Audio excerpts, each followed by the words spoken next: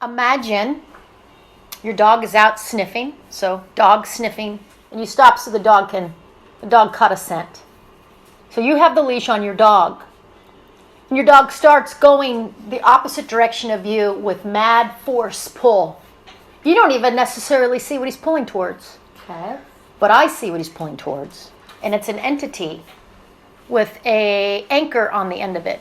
So this entity is holding on to the line, and the other end of it is a hook that the entity has thrown at your dog's nose, and it's pulling the dog towards it. Okay. That's the nose of the dog is being pulled away from you. The dog is being pulled away from you. You don't see it because it's a smell, and it's pulling your dog away from you. And you're pulling your dog away from it, and you're putting your dog into opposition reflex. So you're playing tug of war with your dog, with the entity of scent. Can you imagine something pulling you from your nostrils? Just imagine two big fingers up your nose and pulling you.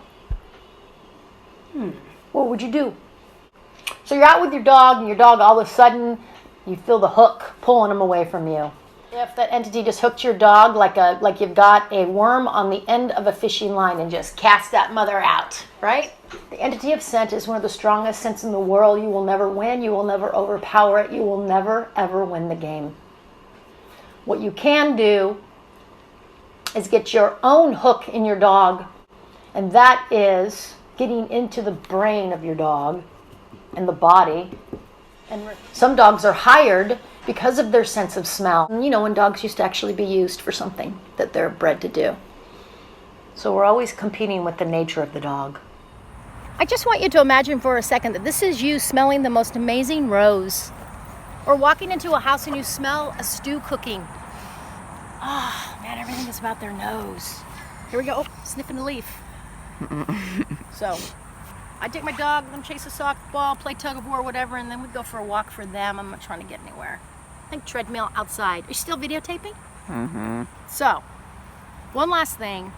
I really enjoy being dirty and stinky more than I do being clean and masked. I'm moving towards that. I have not showered for almost a whole week, and I don't even really sneak that bet. I don't even care. I just don't need it when there's a dog. See how she does? She didn't even notice.